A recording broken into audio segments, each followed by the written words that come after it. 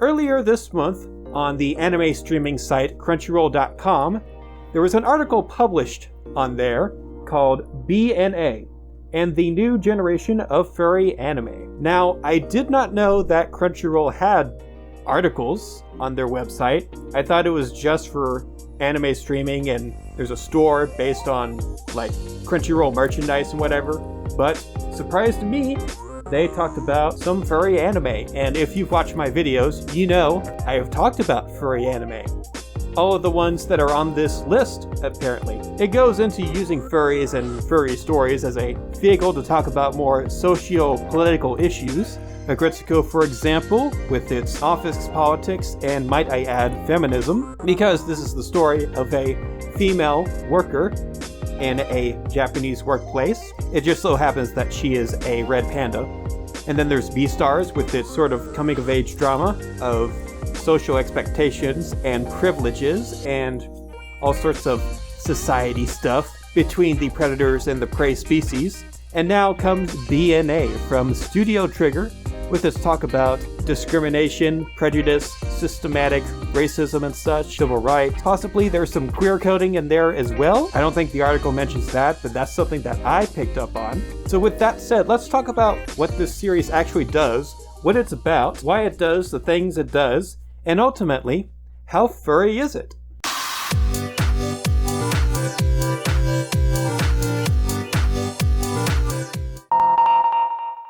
So here is how the story starts. There is a girl named Michiru who one day turns into an anthropomorphic animal humanoid character instead of her regular human self. This isn't the only regular human that this has happened to, but we'll go into that later. So after locking herself into her room, basically becoming a hermit to society, she decides that she's just gonna run away from home over to this all Beastman society. That's what they call the furries in this series, the Beastman or Beastkin. So on her way over to the Beastman society, she gets attacked by people, humans, who don't like the beast people, but is ultimately rescued and sent off to Animosity. Goes to a festival, hangs out, witnesses some domestic terrorism, unfortunately, but on the flip side she meets a cool, hot wolf dude, and then ends up staying in a little co-op while she is taken care of, processed to becoming a citizen in this new Animosity. And that's just episode 1. So the first thing you will notice about this series is all of the spectacle and the flashy art style that it has. It is a very action-orientated show without being too wacky. That even plays into the humor of the show. You have plenty of slapstick and physical comedy and stuff, but also you have like action-packed scenes of brawls between people and the furries and furries, but it really takes advantage of it being in the medium of an animated series. I mean, it really does have very stunning visuals and animation and such. There are some shortcuts here and there, but those are rather minuscule compared to all of the other animation that you get to see in this series. And this art style is pretty much the benchmark of Studio Trigger. If you've seen anime like Promare, Kill la Kill, Little Witch Academia, then you know their style. I think the best way to highlight all this great animation is the little baseball episode that they have.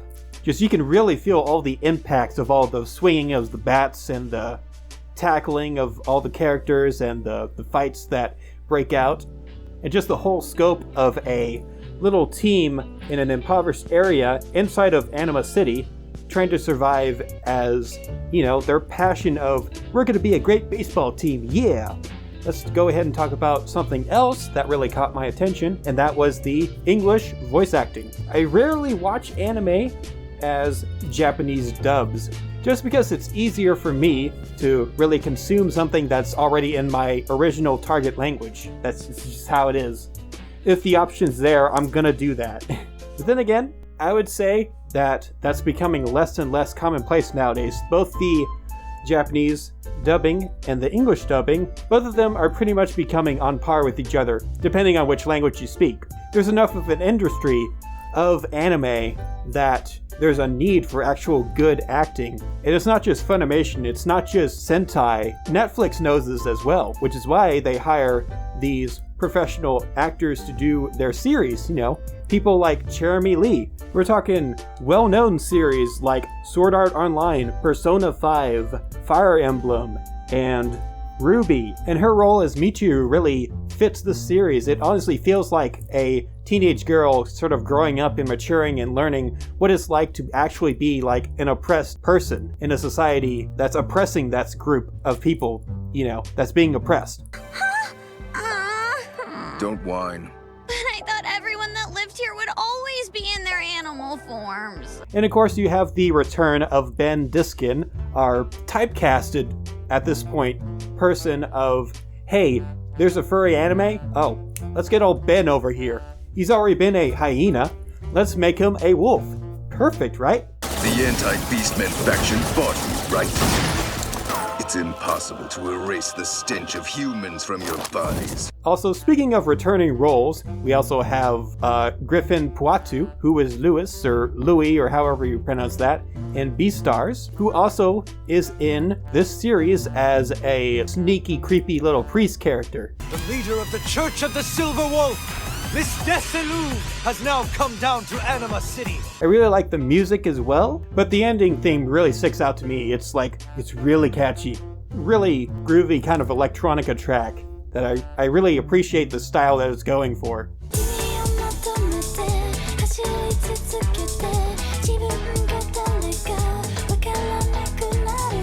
So we have good visuals, we have good voice acting and sound, but how is the writing?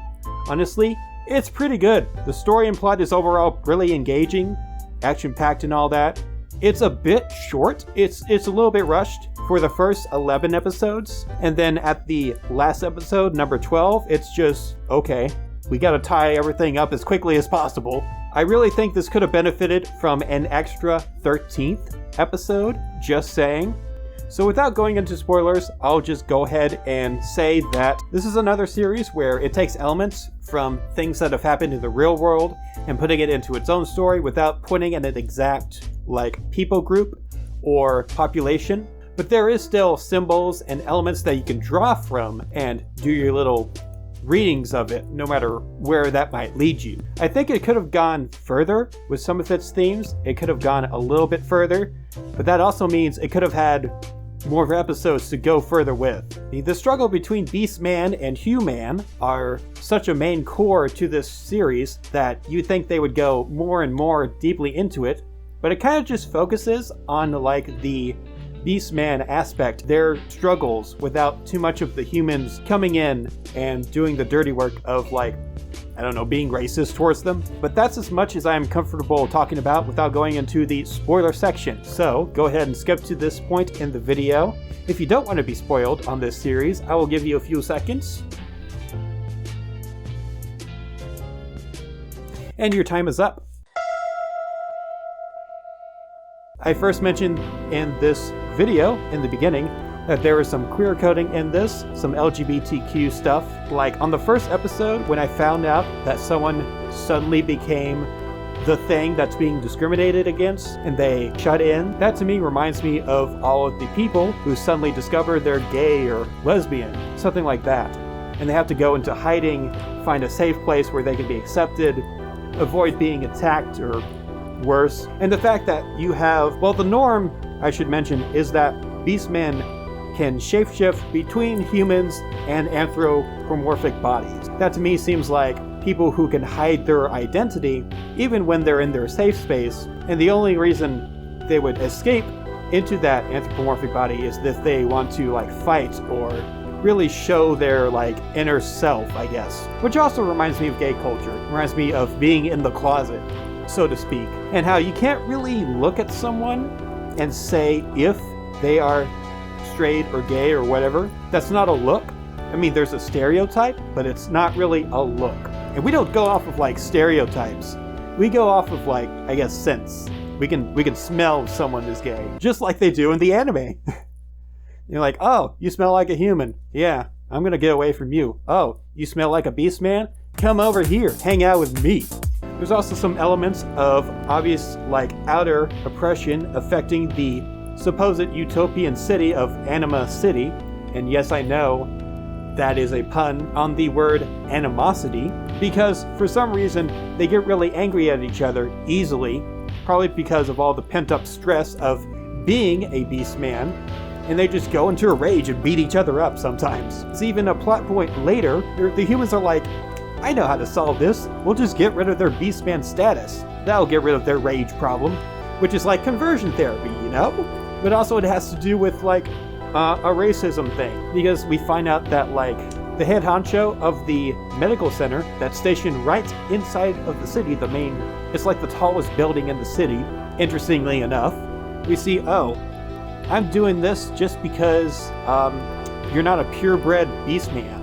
And all of these mixed breeds, you gotta weed these out. You're either beast man or you're human. You don't mix that. That's wrong. And they're just like, wait, you guys are Nazis. Nein, we're not. Yes, you are, and that's like the worst fake German accent I've ever heard. I think it's interesting that the Aryan, blue-eyed, stereotype Nazi guy works with the Japanese government.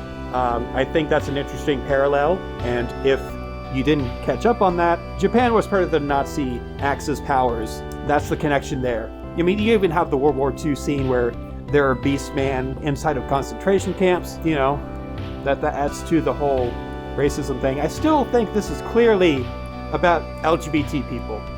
Like, really. And this is all leading up to a really good climax, but like, it really is a very rushed last episode. They just pulled all the brakes off, and they just rushed right into it. The little redemption arc for the Silver Fox character and the religious aspect of it, how they were going to use religion to upset and control first, then upset all of the Beastmen into all going crazy for each other. And the one other human that gets turned from human to pure Beastman, somehow she has a redemption arc, even though she's acted like a controlled Beastman that everyone gets mad at the end. For some reason, she is just okay with all this manipulation as long as it gets her fans, because that's her arc. She is a idol. She wants to be an idol, both in like the sense of being a pop star, but also a worshipped figure. Somehow that's pretty good commentary on how people get so obsessed with like pop culture icons somehow, to a point where they end up being like religious figures in a way. And now you have one that is literally a religious figure. Kurt Cobain is Jesus. And not only that, the person who you think is a human turns out to be a snake, a literal snake beastman, which like, you could have made it to where he was just a creepy human, but no, you also had to make him a creepy beastman. That's, I don't know. There needs to be more racist humans, actual racist humans in this series, just to level out all of the beastman's inner struggles with each other. Like, yeah, we see glimpses of the human racism and discrimination and all that, but we see a whole lot more of just the Anima City citizens being shitty towards each other. I guess that says something about, like, fighting against each other just so you don't rise up against the man. Don't get me wrong, I like the way that it handled certain things. I think it was interesting. I think it did handle it in a pretty good way. Pretty decently. It just could have gone further. This should have been way longer, and that's pretty much my only really struggle with this series. Other than that, I totally recommend it. This is pretty cool. Spoilers over. So now let's see how furry this little anime series is through 3 different aspects. I'll explain what they are. So first one will be cast. Just how many furry characters are there in this series? So there's a whole lot of Anthros and Beastman that we see in this series, mostly because it takes place within the epicenter, the utopian city where they all live, basically. It is hard to decide sometimes whether a character is human or Beastman. That's part of the little mystery that goes on in the series sometimes, just because they have the ability to shift between human and Beastman. Sometimes that makes it hard to count just how many Anthros there actually are, but we do spend enough time in the Anima City that we can reasonably deduce that most characters on screen are what we might consider to be furry. There are actually some important human characters that don't show up in the series. I wish they would have given some spotlight to that, but that might have made a little bit of a dent into this category, this little rubric of mine. So with a high density of anthropomorphic characters that we see on screen throughout the series, I'm going to give this a rating of medium-high for cast. Next is furriness. What anthropomorphic qualities do all these furry characters have in the show? There are varying degrees of animal features and characteristics based on what species they are and if they're the main character or not. Like, if you see the promotional art, Shiro, the big wolf guy, he clearly looks more like a wolf than Michiru, the tanuki girl. And she is a tanuki, not a raccoon. There's a difference between raccoons and tanukis. Interesting distinction I figured out while researching this series. I mean, maybe if they had given her character just a big set of spheres, not on her chest, like down below between her legs, then people would be like, oh, yeah, obviously that's a tanuki. I don't remember if that's just a thing between male and female tanukis, but that's definitely a thing for the tanuki species. And Japan is not shy about showing that. But she is a main character, and she is a 17-year-old girl, 16, 17, so I don't think they would want to put that sort of characteristic, that little aspect, physical detail on her. I think it's interesting that she looks more humanoid than, like, the other furry characters that are in this series. I guess that's just, like, almost like a visual cue of, like, this person still thinks they are human. The main point is that she has trouble going back to her human form as one of the little bits of her character arc of the plot of this anime. You're so different from everyone else. People who come here never want to talk about the other side. Do you want to go back? It's just, I can't go back like this. But I want to go back. They could make her just a little bit more anthro, just give her a little bit more of that tanuki stuff, but that does come out more and more once she discovers, oh hey, I have powers. Her arms are stretching! It feels like I reached it! But my arms grew really long! That's weird! That's incredible, miss! Other than that, it's like a near perfect mix of anime character plus furry character for the most part. So I'm going to go ahead and label this as medium-high in terms of furriness. Finally, we have relevancy. How relevant is the furry qualities given to these characters to the plot or the story of this series? If you were telling a story about being racist towards furries, it is absolutely essential to have furries in this show. It is essential to the plot. Otherwise, it'd be kind of weird. It'd be like in RWBY where, like, you know, they're completely human aside from the fact that they have animal ears or tails, which I guess people don't like. I'm not a big RWBY fan.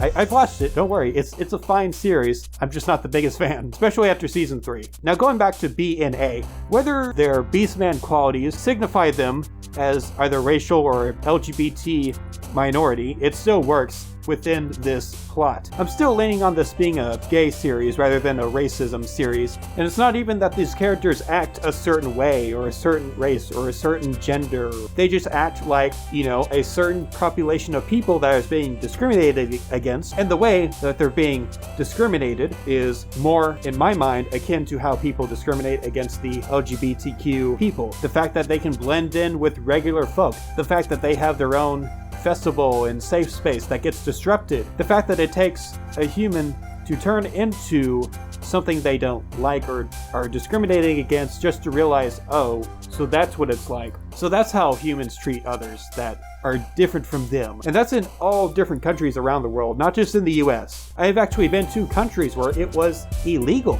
to be LGBTQ. But I guess that's what happens when you go to a place where they're mostly either Muslim or Christian or some sort of devout religion. But enough about me being a bougie world traveler. And the deeper you go into the history, supposedly, of how this whole Beastman discrimination thing went, how one particular character, Shiro, feels about humans, like, it really does work as a series to make them furry. So I'm gonna get this a rating of high in terms of relevancy. So let's break this down. We have a medium-high in both cast and furriness, and a high in relevancy. I would boil that down to a very respectable medium-high in terms of how furry it is. So BNA, I would recommend it. Pretty good series. It's on Netflix. You can find it on other places, but I chose Netflix because that has the English dub of it. If you don't have Netflix, what's wrong with you? It's 2020. No, I'm joking. You'd probably torrent it. You know, it's 2020. Everyone right now is either paying way too much to have all the streaming services or pirating everything. It's basically just like how it was, 10 years ago, 15 years ago, when people still paid for cable. At least I hope people don't still pay for cable television. That would be such a torture, such hell.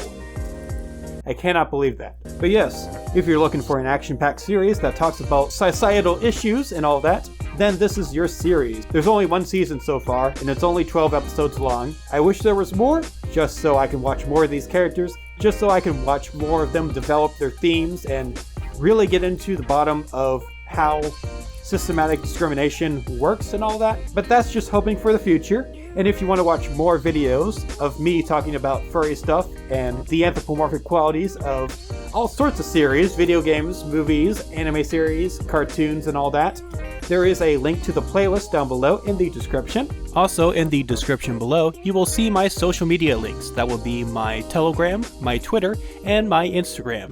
You will also find my TikTok handle down there. It's the same as my Instagram, just in case you want to watch a couple of short, silly little videos from me.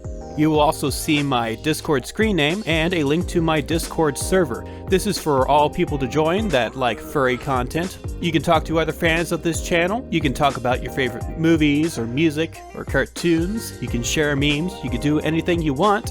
You will also see a link to my Patreon. For at least $1 every month, just $1, you will have access to early viewings of my videos. That will be either the day or the night before. That's all my reviews, my vlogs, any kind of video that you see on my channel. There's also the option on Patreon to sponsor a video every month.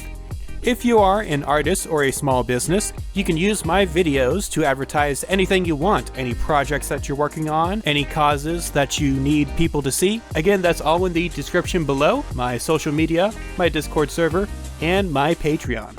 You can give a thumbs up if you like the video, a thumbs down if you dislike the video, I won't be offended. And you can also hit the subscribe button and hit the bell icon if you want to watch more videos from my channel. Though you might want to watch a couple more videos before committing to that. So this has been a How Furry Is It with me, your host, Lightning Runner, as Burger the Bull. I hope you have a good day. Try not to discriminate against anyone. That'd be really bad. Try not to be racist or sexist. No. Just don't be a bad person. And I will see you all in the next video. Bye-bye.